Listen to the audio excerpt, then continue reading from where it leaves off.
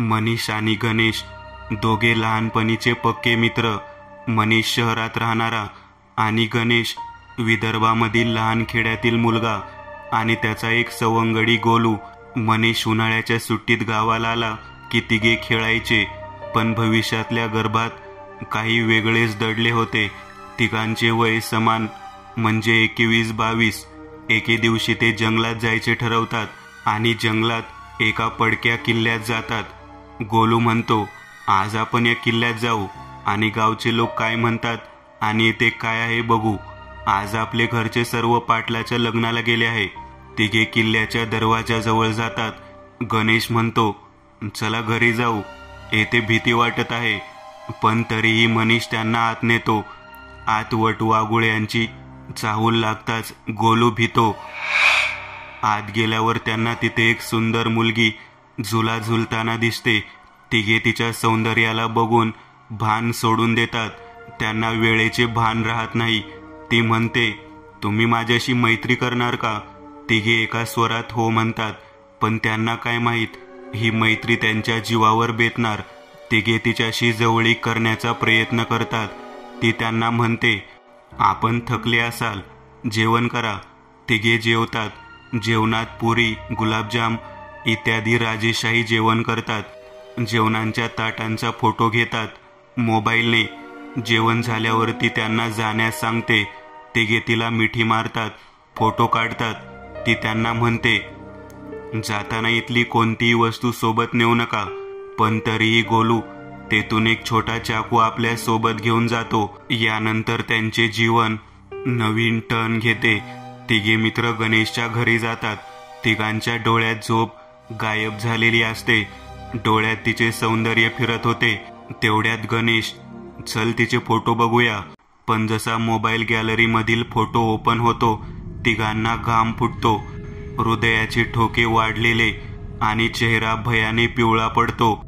फोटोमध्ये त्याच्यासोबत एक विद्रूप चेहऱ्याची व्यक्ती दिसते. तिचा चेहरा पांढरा पडलेला, चेहऱ्यावर रक्ताचे थेंब, केस विखुरलेले, हात कुजलेला. रात्रीचे 12 वाजलेले होते. तेवढ्यात गोलू जवळील चाकू त्यांच्या हातावर सपासप वार करणे चालू करतो. हात रक्ताने माखलेले. पळण्याचा प्रयत्न करतात, पण जणू ते दोघे जमिनीला चिकटून बसले. त्यांना उभे होता येत नाही. जणू जमिनीने त्यांना धरून ठेवले होते. अचानक त्यांच्या समोर एक विकृत चेहऱ्याची मुलगी येते. तिचा चेहरा जळालेला, शरीर सडलेल्या अवस्थेत, शरीराचा दुर्गंध. आणि ती म्हणते, मी म्हटले होते ना तुम्हाला कोणती वस्तू नेऊ नका, पण तुम्ही माझे ऐकले नाही. आता तुम्ही मरणार. गोलू हळूच पळण्याचा प्रयत्न करतो, तर ती त्याला हवेत उचलून भिंतीवर फेकून देते. त्याच्या शरीरावर सगळीकडे जखमा झालेल्या असतात. तेवढ्यात ती त्या चाकूने गोलूचे शिर अलग करते आणि त्याचे रक्त पिण्यास सुरुवात करते. हे बघताच मनीष आणि गणेश बेशुद्ध होतात. मनीष आणि गणेश शुद्धीत येतात. ते दूधवाल्याच्या आवाजाने दोघे शुद्धीवर येताच दोघांना एकच प्रश्न सतावतो, आम्ही इथे कसे? तेव्हा दूधवाला सांगतो, तुम्ही आम्हाला त्या वाड्याच्या बाहेर बेशुद्ध अवस्थेत गावातील लोकांना दिसले, त्यांनी तुम्हाला घरी आणले. तेवढ्यात त्यांना भान येते, गोलू कुठे आहे. लगेच गावकरी येतात आणि सांगतात, गोलूचा मृतदेह त्या वाड्याच्या मागे वडाच्या झाडाखाली पडून होता. मृत शरीराचे डोके गायब होते. मृताच्या हातातील ब्रेसलेट आणि कपड्यांवरून ओळख पटली. तेव्हा दोघांना परत रात्रीची भयानक स्थिती आठवते आणि गणेश जोरात किंचाळी मारतो, आम्हाला सोड, आम्ही पुन्हा इथे येणार नाही. प्लीज आम्हाला सोड, गोलूला सोड, मारू नको त्याला, प्लीज. सोबत मनीष नुसता जोरात रडत असतो. तेथे उपस्थित सर्व गावकरी भीतीने थरथर कापतात. आता पुढे काय? आजपर्यंत त्या आत्म्याने शांतता घेतली होती, पण आता ती जागी झाली आहे. ती कोणाला सोडणार नाही. आपल्याला सर्वांचा जीव वाचवावा लागेल. काय करावे ते सुचत नाही. त्या खोलीत अचानक मरणाची शांतता होते. बाहेरून अचानक जोरात वारा येणे सुरू होते. खोलीतील वस्तू हलणे सुरू होते. खोलीत आवाज येणं सुरू होतो, वाचवा वाचवा. हा आवाज पूर्वी त्या वाड्यात मृत झालेल्या लोकांचा असतो. सर्व गावकरी भीतीने सैरावैरा धावतात. तेवढ्यात खोलीच्या फॅनवरून रक्ताचे थेंब पडणे सुरू होते. गणेशच्या हातावर "अरे, रक्त कुठून सांडते?" तेवढ्यात गुरगुरण्याचा आवाज येतो. सगळे लोक वर बघतात तर काय, फॅनवरती भूतनी बसलेली असते. तिचे डोळे बाहेर आलेले, चेहऱ्यावर जखमेच्या खुणा, अंगाला कुजण्याचा सडका, उग्र वास, शरीरातून रक्त सांडत आहे. हाताची लांबलचक बोटे रक्ताने माखलेली. ती म्हणते, "मी कोणालाही सोडणार नाही. सर्व मरणार, सर्वांचे रक्त पिणार. मला 7 वर्षानंतर काल रक्त प्यायला मिळाले. आता कोणी नाही सुटणार. रोज एक मरणार. तुम्हाला कोणी वाचवू शकणार नाही. आता तुम्ही मेला समजा. 2 दिवसाने अमावस्या आहे. अमावस्याला मी 2 जीव घेणार आणि ती दोघे तुम्ही." मनीष आणि गणेशकडे बोट दाखवते आणि दोघांच्या जीवाचा आतंक सुरू होतो. "प्लीज, प्लीज आम्हाला नको मारू."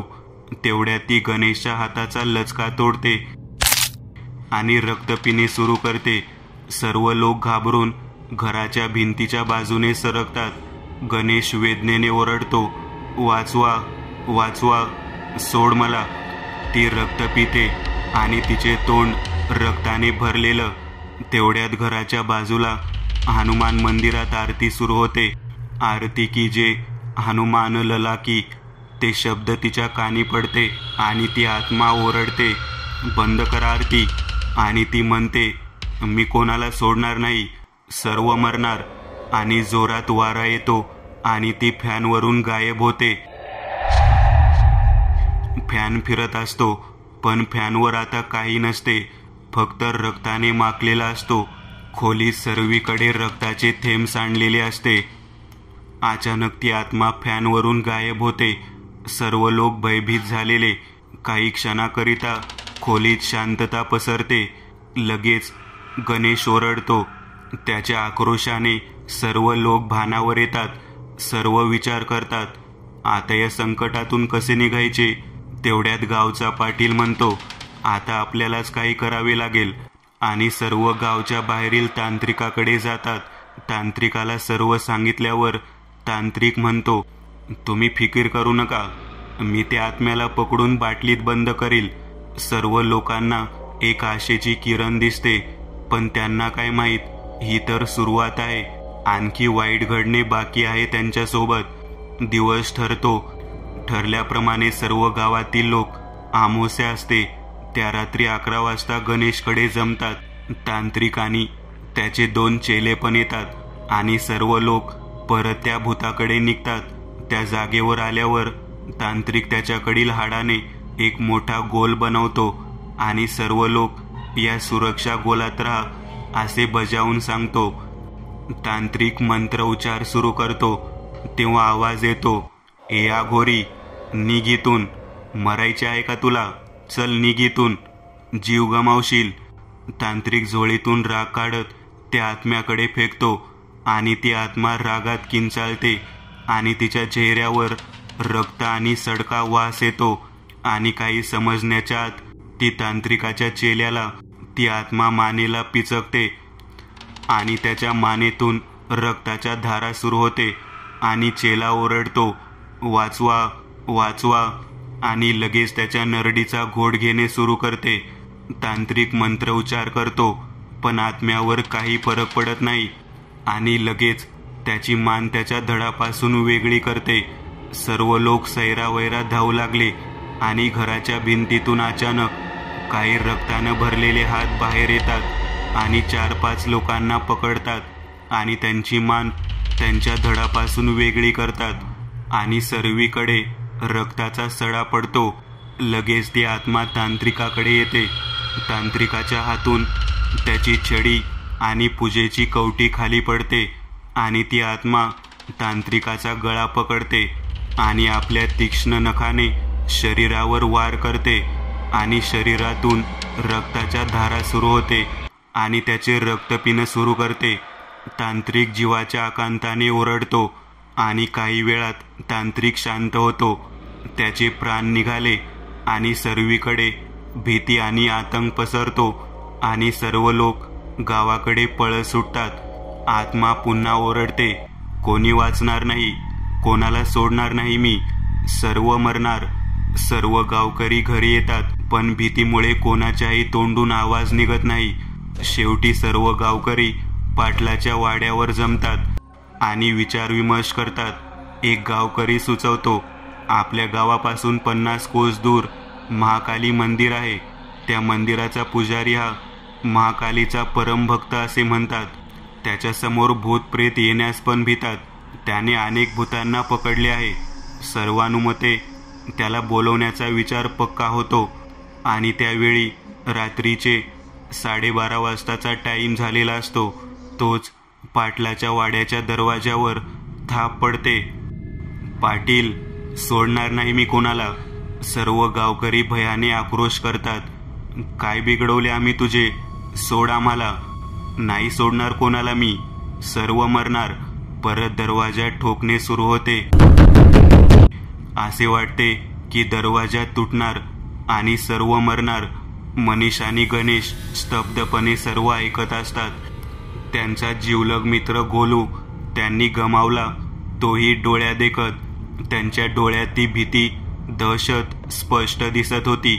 शेवटी सर्व गावकरी तिथेच झोपण्याचा निर्णय घेतात। शेवटी पाटील युक्ती करतो आणि घरामागील मारुतीच्या मंदिरातील तीर्थ मागच्या दारातून घेऊन येतो आणि ते आतून दाराच्या बाहेर फेकतात आणि ते तीर्थ बाहेर पडताच ती आत्मा किंचाळते, मी सोडणार नाही पाटील तुला, आता जात आहे, पण याद राखा सर्व मरणार। सर्व झोपतात। लगेच पहाट होते। मागील 4-5 दिवसाची झोप सर्वांच्या डोळ्यात होती। सर्वांना केव्हा पहाट झाली समजले नाही। सर्व गावकरी आपापल्या घरी जातात। पाटील, मनीष आणि गणेश आणि काही लोक पाटलासोबत त्या गावी निघतात। रात्री 8 वाजायच्या आत परत यायचे पण होते। सर्व मोटारीने निघतात। 5 तासाचा रस्ता असतो। सर्व लोक दुपारी 1 वाजता तिथे पोहोचतात। जशी मोटर मंदिरात येते आणि गावकरी खाली उतरते, पुजारी म्हणतो, या पाटील या। पाटील विचारात पडतो, याला कसे समजले मी गावचा पाटील, या बसा, देवदर्शन करा आणि त्या 2 तरुणांना माझ्या समोर बसवा।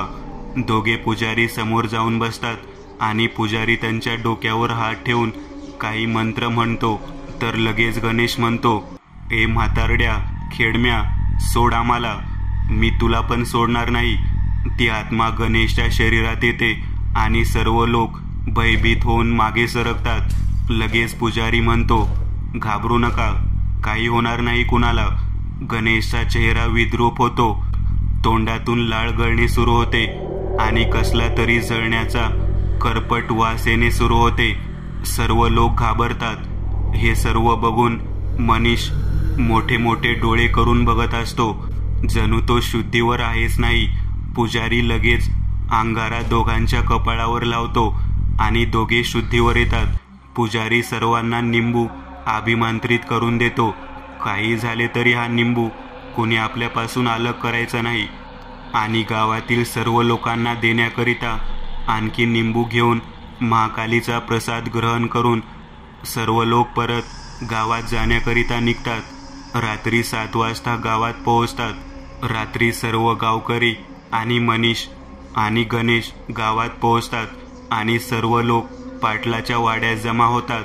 तो पुजारी सर्वांजवळ ठेवायला काही अंगारा देतो आणि मनीष जवळ एक महाकालीचा लहान त्रिशूल देतो आणि मनीषच्या कानात काहीतरी सांगतो आणि सर्व लोक गावातील स्मशानात जायला निघतात। स्मशानात पोहोचल्यावर तो पुजारी पूर्ण स्मशान आपल्या मंत्राने बंदिस्त करतो। सगळे लोक त्याच्याकडे पाहत असतात। रात्र अमावस्येची, त्या भूतनीची शक्ती अमावस्येमुळे वाढलेली। अचानक तांत्रिक एका जागेवर मंत्र बोलणे चालू करतो आणि आपल्या जवळील जल त्या जागेवर टाकतो। त्या जागेतून भयानक आवाज निघतात, निघ इथून, मी कोणाला सोडणार नाही। अचानक त्या मातीतून एक सैतान बाहेर येतो आणि गणेशला ओढून एका गड्ड्यात ओढत नेतो. गणेश आकांताने ओरडत असतो, वाचवा वाचवा. तांत्रिक मनीषकडे एक तलवार फेकतो आणि म्हणतो, सैतानाचे डोके काप. पण सैतान त्याला उचलून बाजूला फेकतो आणि गणेशला गड्ड्यात घेऊन जातो. तर तेवढ्यात मनीष त्याचे पाय धरून ठेवतो, पण गणेशचे शरीर मातीच्या आत आणि फक्त पाय बाहेर शिल्लक असते. तेवढ्यात गणेशच्या शरीराचे तुकडे तुकडे होऊन जाते. सर्वीकडे स्मशानात इकडे तिकडे फेकले जाते आणि तो आवाज, मी कोणाला सोडणार नाही, सर्व मराल. मनीष हे सर्व पाहून घाबरलेला असतो. काही लोक हे पाहून स्मशानाच्या बाहेर पडतात.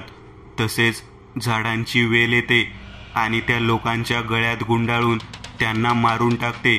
तांत्रिक ओरडतो, बाहेर जाऊ नका, येथे सर्व सुरक्षित आहे, ही सर्व माया आहे. तेवढ्यात ती चुडेल तिथे येते. तिचे रूप पहिल्यापेक्षा आणखी भयानक झाले असते. तिचा तो कर्कश आवाज कुणाच्याही हृदयाचे ठोके बंद पाडायला पुरेसे आणि ती तांत्रिकवर हमला करते. तांत्रिकाचा आपल्या मोठ्या हाताने गळा दाबते. तिचे हात अचानक 15 फूट लांब आणि पूर्ण रक्ताने माखलेले. तिच्या शरीरातून सडका आणि उग्रवास. खूपच भयानक दृश्य असते. गावकरी भीतीने थरथर कापत होते. तांत्रिकाचे प्राण जाणार हे निश्चित होते. तेवढ्यात मनीषला तांत्रिकाची सांगितलेली गोष्ट आठवते आणि तो लगेच स्मशानाच्या गेटजवळ असलेल्या चिंचेच्या झाडाखाली खोदणे चालू करतो आणि जसजसे गड्डा खोदतो त्यातून रक्ताच्या धारा सुरू होते.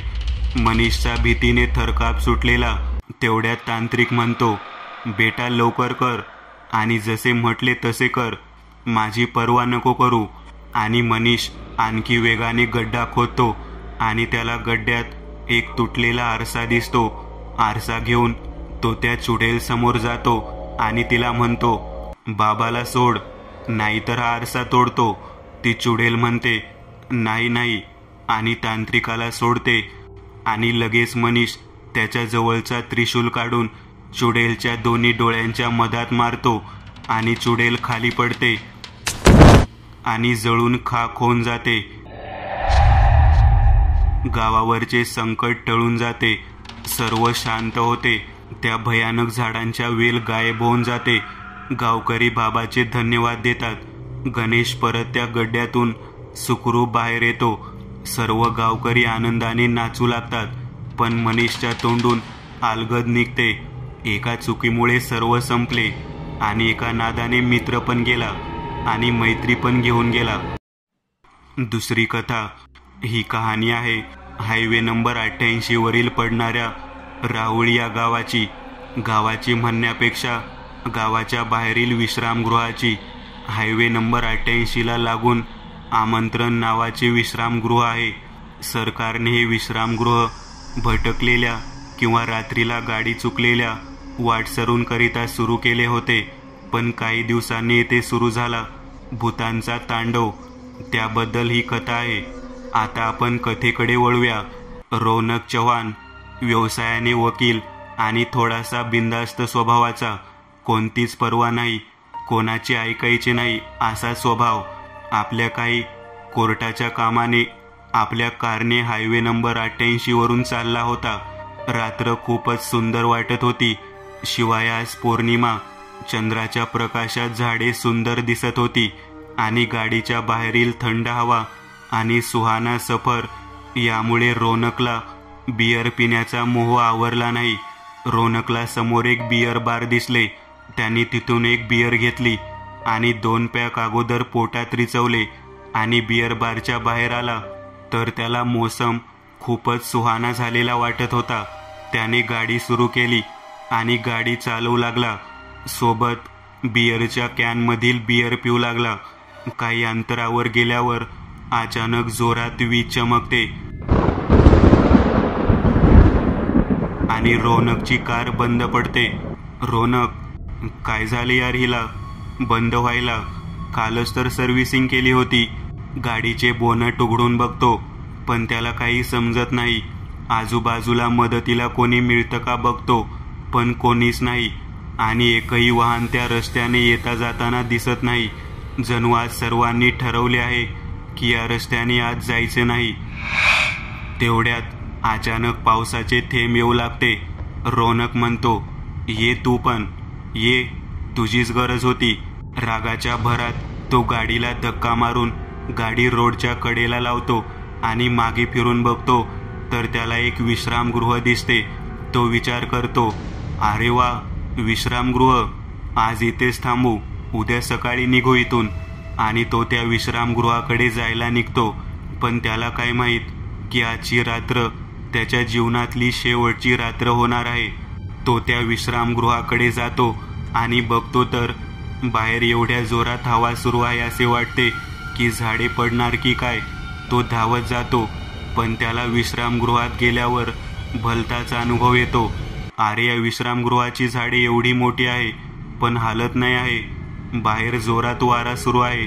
विश्रामगृह आणि हायवेचे अंतर 100 मीटर पण नाही, तरी झाडे स्तब्ध का, याचे त्याला जरा आश्चर्य वाटते. पण तो अगोदरच भिजला असतो आणि शिवाय थंड वारा, यामुळे त्याला थंडी लागते. त्यामुळे तो या सर्वांकडे दुर्लक्ष करतो आणि आत जातो आणि बघतो तर समोर एक छोटेसे काउंटर आहे. तो तेथे जातो, पण तिथे कोणीच नसते. तो आवाज देतो, कोणी आहे का? हॅलो, आहे का कोणी? तेवढ्यात त्याच्या मागून आवाज येतो, आले आले. तो मागे वळून बघतो तर एक सुंदर 22-23 वर्षाची महिला समोर उभी असते, जणू अप्सराच.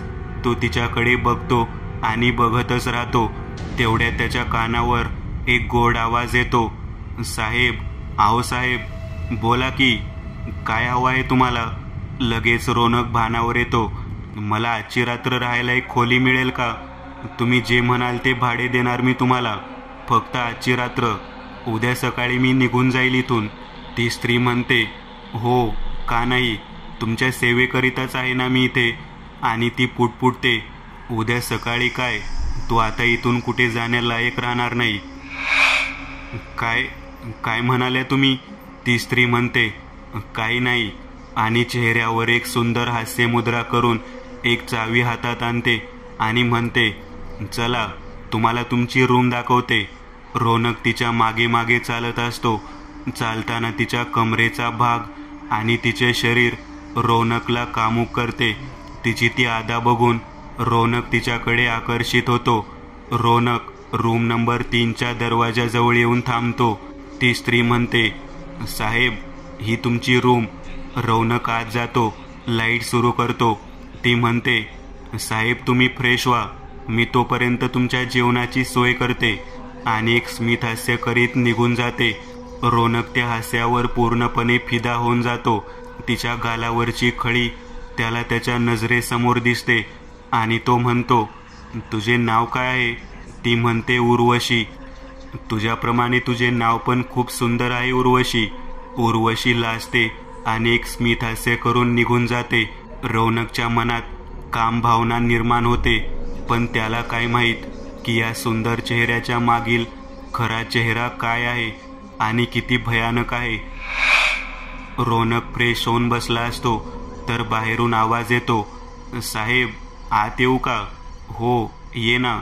उर्वशी हातात जेवणाचे ताट घेऊन येते आणि लगेच पाणी घेऊन येते आणि म्हणते, साहेब, तुम्ही जेवण करा, मी येते थोड्या वेळात. अरे थांब ना, बस इथेच, तू खूप सुंदर आहेस उर्वशी. अवघ्या काही मिनिटातच तुम्हाला तुझा दिवाना बनवला आहे. उर्वशी हसते आणि म्हणते, काही पण बोलता तुम्ही साहेब. रौनक जेवण सुरू करतो. चिकन खूप छान झाले आहे, अगदी तुझ्यासारखे. उर्वशी परत हसते. जेवण झाल्यावर उर्वशी भांडे घेऊन जाते. अचानक रौनक तिचा हात पकडतो आणि म्हणतो, उर्वशी, आजची रात्र तू माझ्यासोबत घालव, तू मला खुश कर, मी तुला खुश करेल. आणि उर्वशीचा हात हातात घेऊन तो तिला मिठीत घेण्याचा प्रयत्न करतो. तेच उर्वशी स्वतःला त्याच्या मिठीतून सोडवते आणि रूम बाहेर पडते. बाहेर जाताना म्हणते, आता तर रात्र जवान झाली आहे, वाट बघा 12:30 वाजताची. आणि ती लगेच निघून जाते. रौनकला अचानक आठवते की आपण रूममध्ये येताना एवढे रूम दिसले पण कोणत्याही रूमचे लाईट चालू नव्हते. आश्चर्य आहे, मी तर इथे रात्री 9 वाजता आलो, खूप रात्र झाली नाही, मग सर्व रूम बंद का? असे तर नाही ना की या विश्रामगृहात मी एकटाच आहे आणि मग या एवढ्या भयानक रात्री ही मुलगी एकटीच इथे ड्युटी करत आहे. इथून तर गाव पण 1-2 किमी दूरच आहे. या मुलीला भीती वाटत नाही का? आणि हो, बाहेर एवढ्या जोरात पाऊस आणि वारा सुरू होता, तरी पण या विश्रामगृहाच्या बाहेरील झाडे शांत आणि स्तब्ध कसे काय? आणि हो, एक आणखी महत्त्वाची गोष्ट, त्याच्या लक्षात येते की बाहेर एवढ्या जोरात पाऊस सुरू होता, पण या विश्रामगृहाच्या अंगणात पाण्याचा एक थेंब पण नव्हता. जमीन पूर्णपणे वाळलेली होती. त्याच्या लक्षात येते इथे नक्की काहीतरी घोळ आहे आणि तो उभा होतो. त्याला घाम येतो आणि हृदय धडधड करायला लागते. त्याच्या मनात येते, कदाचित हे विश्रामगृह भुताटकी तर नाही ना? हल्ली अशा अनेक घटना न्यूजपेपरमध्ये वाचायला मिळतात. शेवटी वकिलाचा दिमाग होता. रौनकचा किती वेळ शांत राहील? रौनक ताडकन उठतो आणि आपली बॅग घेऊन निघणार. तेवढ्यात तो समोर बघतो तर उर्वशी उभी असते. लाल शालू नेसलेली, गुलाबी होठ, नाजूक कंबर, तिचे कोमल हात आणि कमनीय बांधा आणि गोरा चेहरा आणि हसरा चेहरा. गालावर खळी बघून रौनक आपल्या वकील बुद्धीला बाजूला सारून उर्वशीच्या सौंदर्यात सर्व भुलून जातो आणि म्हणतो, ही रात्र मी कधीच विसरणार नाही. रात्र विसरायला तू जिवंत तर राहायला पाहिजे ना? काय म्हणालीस? काही नाही साहेब, आता ही रात्र बोलण्यात घालवायची का म्हणाले मी? अशी कशी बोलण्यात घालवीन मी रात्र? आणि तो तिला बेडवर बसवतो आणि तिच्या हनवटीला बोट लावून चेहऱ्याला वर करतो आणि तिच्या गालाचे चुंबन घेतो. तिचा हात हातात घेतो आणि एक हात तिच्या केसात फिरवतो आणि तिला मिठीत घेतो आणि तिच्या मानेवर मागून चुंबन घेतो. तर त्याचे लक्ष बेडसमोरील ड्रेसिंग टेबलवरच्या आरशाकडे जाते. तर त्याचे डोळेच बाहेर येतात. त्याला दिसते की तो एका मृत शरीराला मिठीत घेऊन आहे. त्या शरीराचा चेहरा पूर्णपणे भयानक, डोळे बाहेर आलेले आणि मोठाले दात जणू कोणत्या जनावराचे दात आहे. केस मोकळे आणि पांढरे पडलेले, शरीरावरील त्वचा लांबलेली. हे सर्व बघून त्याच्या हृदयाचे ठोके वाढतात आणि तो तेथून पळणार. तेच उर्वशीचे लक्ष त्या आरशाकडे जाते. आरशात तिचे डोळे पूर्णपणे लाल दिसते, जणू रक्ताने माखलेले आहे. हाताची नखे वाढलेली, त्या नखांना रक्त लागलेले. हे सर्व रौनक आणि उर्वशी आरशात बघते आणि लगेच उर्वशी रौनकचा गळा आपल्या तीक्ष्ण नखाने चिरते. रौनक तडफडायला लागतो. तो म्हणतो, तू कोण आहेस आणि मला का मारले? मी काय बिघडवले होते तुझे? उर्वशी आपल्या खऱ्या रूपात येते. तिचे केस हवेत उडत असतात. ती म्हणते, मी एक चुडेल आहे आणि मी तुझ्यासारख्या मूर्ख लोकांसोबत प्रणय क्रीडा करते आणि त्यांना मारून टाकते आणि त्यांचे रक्त पिऊन मी तरुण बनते. अचानक तिच्या हातात एक मोठी तलवार येते आणि ती एका वारात रौनकचे मुंडके त्याच्या शरीरापासून वेगळे करते आणि त्याच्या शरीरातील रक्त पिऊन टाकते आणि त्याचे शिर एका रूममध्ये नेऊन ठेवते आणि म्हणते, आता पुढचा शिकार. दुसऱ्या दिवशी सकाळी हायवे पोलिसांना एक बेवार स्थितीत कार दिसते आणि कारच्या समोरच्या सीटवर एक व्यक्ती बसलेला, पण त्याचे शिर गायब असते. गावातील लोक जमा होतात. हे सर्व पाहून राहुळी गावचे सरपंच आप्पासाहेब म्हणतात, परत एक जीव घेतला त्या पिशाचिनीने. ते SP साहेबांच्या समोर हात जोडतात आणि म्हणतात, साहेब काहीतरी करा. हे असे चालू राहिले तर आमच्या गावात कोणी येणार नाही. आम्ही तांत्रिक उपाय केले पण काही फायदा झाला नाही. या घटनांमुळे आमच्या गावात लोक यायला भीतात. कोणी सोयरीक पण करत नाही हो. आमच्या गावात मागच्या 5 वर्षापासून गावात एक लग्न किंवा काही कार्यक्रम पण साजरा झाला नाही. फिकीर करू नका, मी एक माझा हुशार अधिकारी पाठवतो या प्रकरणाचा तपास करायला. असे आश्वासन देऊन ते तिथून निघतात. SP साहेब गेल्यानंतर काही पोलीस अधिकारी त्या विश्रामगृहात येतात. खूप शोध घेतात पण त्यांच्या हातात काहीच पुरावा लागत नाही. विश्रामगृहाची अवस्था अशी असते की माणूसच काय, जंगली प्राणी पण तिथे राहू शकणार नाही. पूर्ण विश्रामगृहात कातिंगीचे जाळे लागलेले, फर्निचर तुटलेला, लाईट नाही, सर्वीकडे वटवाघुळांची विष्ठा, सर्वीकडे करपट वास. पोलीस पथक तपास करते, पण पथकाचा अहवाल असा येतो की या विश्रामगृहात कोणाचाही खून झाला नाही. हायवेवर मिळालेली बॉडीही येथून आणली नाही. त्या वकिलाचा खून लूटमारीतून झाला असावा. पोलीस पथक आपला अहवाल SP साहेबांना पाठवतात. 2 दिवसानंतर मुंबई येथील एक व्यापारी हायवे नंबर 88 वरून बिझनेस मीटिंग करिता जात असतो. तो हायवे नंबर 88 वर गाडी चालवू लागतो. या सर्व घटनेबद्दल अनभिज्ञ असल्यामुळे तो सुसाट वेगाने कार पळवत असतो. 3-4 किमी पुढे गेल्यावर अचानक समोरून जोराचा वारा येतो. वाऱ्यासोबत कचरा सुद्धा येऊन त्याच्या गाडीवर येऊन धडकतो. त्यामुळे तो करकचून ब्रेक मारतो. ब्रेक मारल्याचा खूप जोरात आवाज येतो आणि त्याच्या कारचे समोरचे दोन्ही टायर फुटते. जसा टायर फुटण्याचा आवाज येतो त्या विश्रामगृहातील लाईट सुरू होते. त्या विश्रामगृहाची कायापालट होते. जोरदार आवाज झाल्यामुळे व्यापारी खाली उतरतो आणि मोबाईलच्या प्रकाशात बघतो तर समोरील दोन्ही टायर फुटलेले. मोबाईलमध्ये बघतो तर रेंज नाही आणि वारा जोरात सुरू होतो. विजा चमकतात. अचानक पावसाचे मोसम बनते आणि पाऊस सुरू होतो. त्याला काही सुचत नाही आणि अचानक कोल्हा, वाघ यांचे आवाज त्याला येते. सोबत काही भयानक आवाज त्याच्या कानावर पडते. अचानक ती रात्र अमावास्येची रात्र होऊन जाते. त्यामुळे त्याला आणखी भीती वाटते. आजूबाजूला काहीच नाही, फक्त रस्त्याच्या कडेला एक गेस्ट हाऊस दिसते. तो क्षणाचाही विचार न करता त्या गेस्ट हाऊसकडे जातो. गेस्ट हाऊसवर नाव त्याला दिसते, अभिनंदन विश्रामगृह. तो नाव वाचतो आणि आत प्रवेश करतो. विश्रामगृह अगदी 5 स्टार हॉटेल सारखे त्याला भासते. तो काउंटरवर जातो.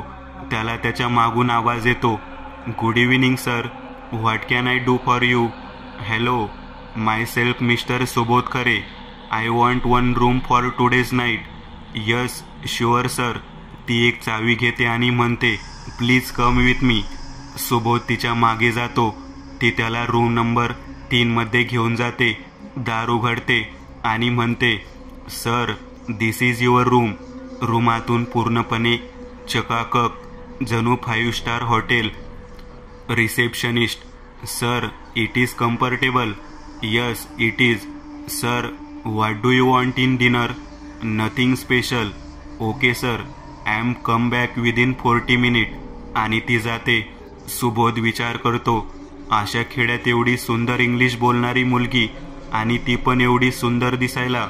सुबोधचे मन डोलून जाते. त्याला वाटते की या विश्रामगृहात आणखी कोणी दिसत नाही आहे आणि ही पण एकटी. तो आपल्या विचारांच्या वादळाच्या लाटेमध्ये हरवलेला असतो. तेच त्याच्या कानावर मधुर स्वर ऐकू येते, साहेब जेवण तयार आहे. सुबोध त्याच्या विचारांच्या समुद्रातून बाहेर येतो आणि समोर बघतो तर बघतच राहतो. समोर ती उभी असते. काळा मिनी स्कर्ट घातलेली, केस मोकळे, गोरा चेहरा, कामुक बांधा.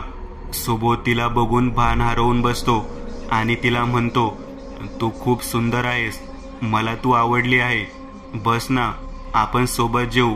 पण ती नकार देते. तेवढ्यात बाजूच्या रूममध्ये ठक ठक होते. कुणीतरी दार ठोकत असते. ती घाबरते आणि म्हणते, तुम्ही जेवा, मी आलेच. ती पळत सुटते. सुबोधला संशय येतो. मी जेव्हा रूममध्ये आलो तेव्हा ही म्हणाली होती, आज विश्रामगृहात कोणीच नाही आहे, मीच एकटा आहे आणि आता कोणीतरी दार ठोठावत आहे. तो जरा सावध होतो आणि जेवण आटोपतो. त्याला त्या स्त्रीवर पूर्णपणे संशय येतो. मला हिने आतापर्यंत आय कार्ड किंवा काही ID कार्ड पण नाही मागितले आणि रूमचे भाडे पण नाही मागितले. नक्की भानगड काय? तेवढ्यात ती मुलगी येते आणि जेवणाचे भांडे एकत्रित करून घेऊन जाते. बाय द वे, तुमचे नाव काय? उर्वशी. छान नाव आहे, तुमच्यासारखे. उर्वशी लाजते. त्याच्या जवळ येण्याचा प्रयत्न करते आणि पाय घसरून त्याच्या बाजूला पडते आणि त्याला स्पर्श करण्याचा प्रयत्न करते. सुबोधला यात काहीतरी लबाडपणा वाटतो आणि तो तिला सावरतो. ती त्याला थँक्यू म्हणून निघून जाते. जाताना थोडी लाजते. सुबोधला संशय येतो की हिचा उद्देश मला लुटण्याचा तर नाही आहे ना, मला बेशुद्ध करून मला लुटणार तर नाही ना. उर्वशी किचनमध्ये भांडे ठेवते आणि नंतर बाजूला स्टोअरूममध्ये कोणाशी तरी बोलत असते. अरे थांबा ना, सर्वांना मिळेल, मरू तर द्या त्याला. हे सर्व सुबोध ऐकतो आणि परत रूममध्ये परत येतो. त्याचा संशय आणखी मजबूत होतो. काहीतरी विपरीत आहे या विश्रामगृहात. थोड्या वेळाने उर्वशी एका रूममध्ये जाते. सुबोध बाहेरून लपून बघतो तर उर्वशी एका आरशासमोर एका हाडाच्या तुकड्यांनी केसांवर हात फिरवत असते. तिचे केस हवेत उडत असते. जणू तिचे केस हे केस नाही सर्प आहे. आणि ती जसा हात केसांना लावते तर केस सरळ होत होते. लगेच त्याचे लक्ष आरशाकडे गेले तर आरशात त्याला एक कुरूप चेहरा दिसतो. तो चेहरा पांढरा पडलेला, चेहऱ्यावर सर्वत्र सुरकुत्या, डोळे लाल, मोठे मोठे दात, त्याला रक्त लागलेले आणि तोंडातून लाळ गळणे सुरू आहे. हे सर्व बघून त्याला धक्का बसतो. तो पूर्णपणे भयभीत होऊन त्याचे सर्व अंग ढिले पडते. शरीरात जणू काहीच ताकद नाही. त्याला कळायला वेळ लागत नाही, ही तर चुडेल आहे. तो सर्व खुल्या डोळ्याने बघत असतो. काही वेळातच ती मागे वळते आणि रूमच्या बाहेर येते आणि विश्रामगृहाच्या डाव्या बाजूला असलेल्या वडाच्या झाडाजवळ येऊन उभी राहते. आणि त्या झाडाच्या वरच्या बाजूला काही कावळे बसलेले असतात. ती वर हवेत उडते आणि त्या फांदीवरील 2 कावळे हाताने पकडते आणि त्यांचे तोंड तिच्या तोंडात टाकून दातांनी चावा घेऊन त्या कावळ्याचे शिर तोडून फेकते आणि त्याच्या शरीरातील रक्त पिऊन घेते. रक्त पिल्यामुळे तिचे तोंड रक्ताने लाल होते. तशीच ती मागे पलटते आणि तिचा चेहरा बघून सुबोध तिथे जमिनीवर भीतीने खाली बसतो आणि सर्व बघत असतो. मग ती चुडेल त्या झाडाच्या खोडातून सैतानाची मूर्ती बाहेर काढते आणि तिची पूजा सुरू करते. लगेच त्या मूर्तीतून ऐकू येते, आणखी 2 बळी हवे आहेत मला, मग तुला तुझे नवीन तरुण रूप प्राप्त होईल आणि तू कधी म्हातारी होणार नाही. तुझ्याकडे सकाळी 2:50 वेळ आहे. त्या वेळात तू तुझे शिकार फाडून खा, नाहीतर विसर सर्व. आणि हो, तुझा रूम नंबर 8ची गोष्ट कोणालाच कळायला नको, नाहीतर तुझे अस्तित्व धोक्यात येईल. आणि हो, तुझा रूम नंबर 8ची गोष्ट कोणालाच कळायला नको, नाहीतर तुझे अस्तित्व धोक्यात येईल. सुबोध घड्याळात बघतो. रात्रीचे 12:10 झाले असते. तो लगेच विश्रामगृहात येतो आणि रूम नंबर 8 शोधतो. त्याला सर्वात शेवटी कोपऱ्यात रूम नंबर 8 दिसते. तो मागचा पुढचा विचार न करता रूममध्ये आत जातो तर त्याला आणखी एक धक्का बसतो, ज्यामुळे तो सरळ जमिनीवर कोसळतो आणि एका कपड्यांच्या गठ्ठ्यावर जाऊन पडतो. रूमच्या आत आल्यावर त्याला एका रॅकमध्ये 70-75 मानवी शिर दिसते. ते शिर शरीरापासून वेगळे केलेले असते. ते सर्व पाहून तो त्या कपड्यांच्या गठ्ठ्यावर जाऊन पडतो. अचानक ते मृत शिर डोळे उघडतात आणि म्हणतात, निघ इथून, इथे कशाला मरायला आलास? जा जा, निघ इथून, निघ म्हणते ना, निघ इथून, नाहीतर मरशील आमच्यासारखा. तो हे सर्व बघतो. मृत शरीराचे डोळे लाल आणि सर्व बोलत आहे. यामुळे त्याची हृदयाची गती वाढते. लगेच त्याला भान येते. त्याच्या हाताला काहीतरी लागत आहे. तो उठतो आणि तो कपड्याचा गठ्ठा बाजूला करतो तर बघतो काय, त्या गठ्ठ्याखाली 15-20 लोकांच्या शरीराचे हाडाचे सापळे लपवलेले असतात. त्यामुळे तो तिथेच कोसळतो. मित्रांनो, आज पुरतं एवढंच. तुम्हाला जर काही गोष्ट आवडली असेल तर नक्की लाईक करा.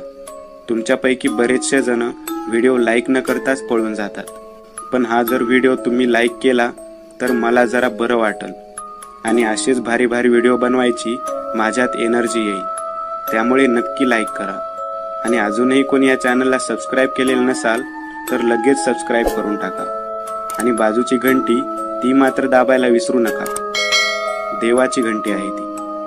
चला तर मग पुन्हा भेटूया अशीच एक आगळी वेगळी गोष्ट घेऊन पुढच्या